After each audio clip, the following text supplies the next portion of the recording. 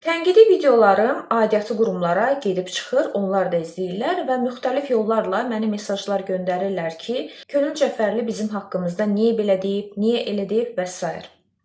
Nəyi düz deməmişəm? Hansı cümləm səhvdir?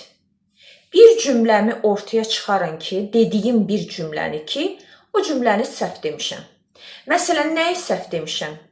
Banklar 30% ilə kredit verir və insanların beli qırılır. Vətəndaş bilmir ki, aylıq maaşına dolansınmı, yoxsa bank kreditlərini ödəsin. Niyə məsələn Yapı Kredi Bank Türkiyədə, öz ölkəsində 5-10% ilə kredit verir, amma Azərbaycanda 30% ilə? Niyə? Nə üçün süpürgəçi bir nəfərin maaşını alıb 5 nəfərin yerinə işləməlidir? O qalan 4 nəfərin maaş kartı kimin cibindədir? Bunu mu səhv deyirəm? Nəyi səhv deyirəm? Niyə istismar müddəti başa çatmış avtobusları yenidən xəttə buraxırlar? Nə üçün vətəndaş 50-60 qəpik pul ödəyib, ya ayaq üstə gedib gəlməlidir, ya da yolda qalmalıdır? Niyə biz ödədiyimiz pulun qarşılığında nəqliyyat xidməti ala bilmirik? Budur səhv. Bunu mu səhv demişəm?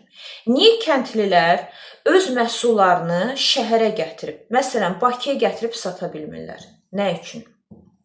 Niyə kəndlilərin örüş sahələri satılır?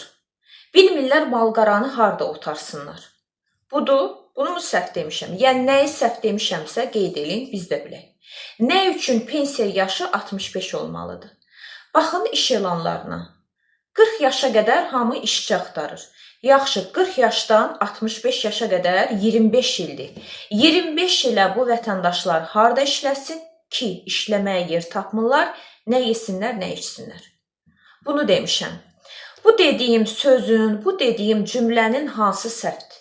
Nə üçün Türkiyədə 20 manat olan dərman Azərbaycanda 50 manatdır, 60 manatdır? Niyə?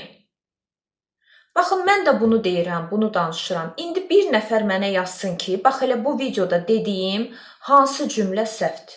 Mən də bilim ki, bax bu cümləni səhv demişim. Nəyi səhv deyirəm? Hansı cümləni? Deyin bilim. Mən də başa düşüm ki, demək səhv danışıram.